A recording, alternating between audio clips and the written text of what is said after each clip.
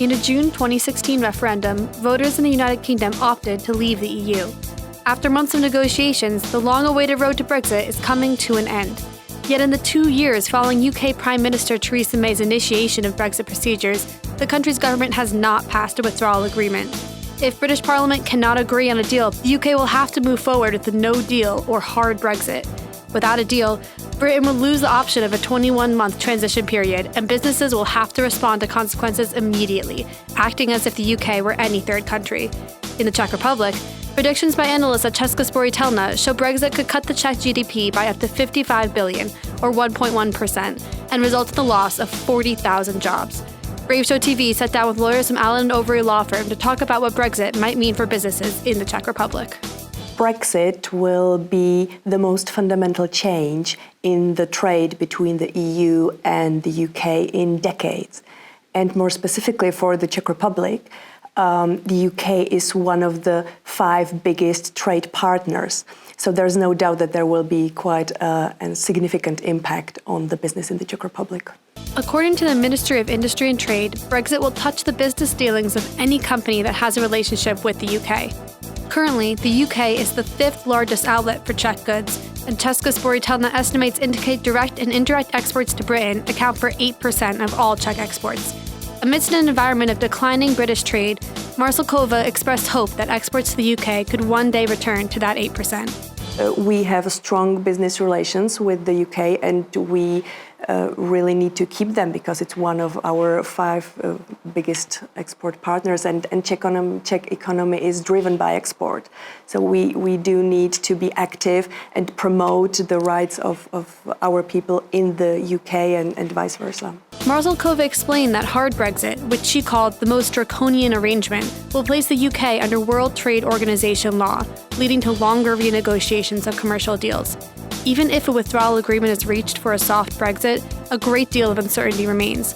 For Czech companies, business with Britain has already been affected. From what I hear on the market, about a third of the companies are looking for new territories and searching for new customers elsewhere. Mm-hmm. And I think that the whole uncertainty around Brexit, that we don't know when it's going to happen, in what shape and form it will happen, does not really help this. Mm-hmm. But I would hope that this is only a short-term period, and then in the long term it will all come back and we will trade with the UK as we are used to now. In a recent report issued by the British Chamber of Commerce Czech Republic and BP Financial Services, surveys show 28% of all small and medium-sized companies in the Czech Republic have already witnessed a decrease in revenue or orders. Some companies made early predictions that Brexit will cause them to stop trading with the UK entirely. For smaller companies who may not have the legal and business resources to renegotiate contracts, Marcel Kova expected there to be some difficulty in the future. I think it will be more difficult for the smaller to medium-sized companies, especially for those that are used to trade just within the EU, because they will need to familiarize themselves with the customs regulations, tariffs, the non-tariff barriers, and all of that. So it will be quite a lot of administration and costs that come with it. She predicted the Czech automotive industry will be the most affected, along with varying sectors and larger supply chains, for example, optical or pharma product manufacturing. Companies which export goods to the UK may also face new border regulations that will take time to renegotiate. At the moment, if you want to export goods from the Czech Republic to the UK and there's no real border, you're there in a matter of hours, whereas you will get to days or even weeks because of the customs regulations, and there will be a lot more administration that will, you will have specific formulas that you will have to fill in and quite a lot of documents. Mm-hmm. And a number of the Czech companies have no experience with this, so it will take them time and money. And then also, I've heard quite a lot of concerns what will happen with the goods that will arrive at the borders, and they will have to load it somewhere and wait for all the customs to clear.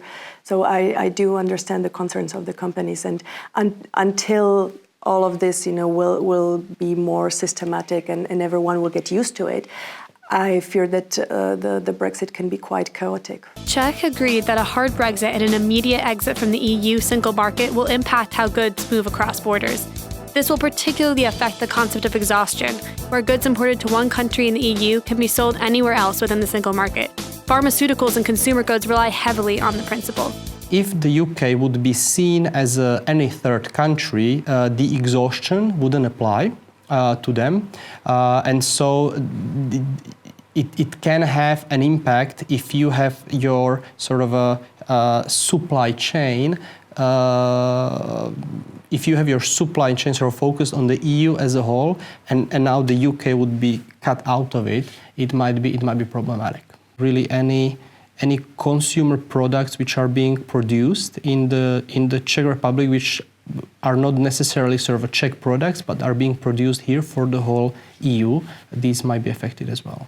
In the world of intellectual property rights, he said there is a bit more clarity as to how the law will proceed post-Brexit, regardless of whether or not a deal is reached. It's really nice to see that in the IP world, actually, whether there is a deal or no deal Brexit, it won't make such a big difference to the individuals or to the owners of these IP rights within the EU, because the approach was quite rational from the perspective of the UK IP office.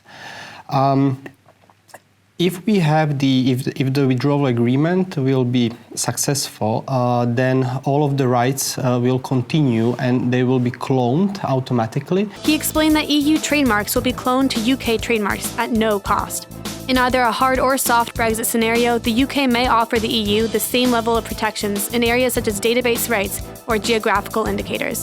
The UK has a very strong creative industry, so it is in their best interest that the IP rights of the UK citizens and UK businesses are equally protected in the EU single market as they are protected within the UK. And the only way to do this is to provide an equivalent protection. He suggested Czech companies should review their contracts and define what the geographical scope of their licensing terms are to ensure exclusivity rights will extend to the UK post-Brexit. As Brexit quickly approaches, both lawyers suggested companies prepare for the possibility of a hard Brexit and familiarize themselves with any new regulations and contracts. I would hope that both parties, EU and the UK, will see how important the commercial relations are, and they would do their best to keep the trading and providing services as easy as possible and try to remove all the barriers. But I think we are quite far away from that ultimate goal. Don't plan just for the Brexit, because Brexit is just the beginning of the whole new era of trading with the UK. So you need to look at 2 to 5 years after Brexit and plan for that.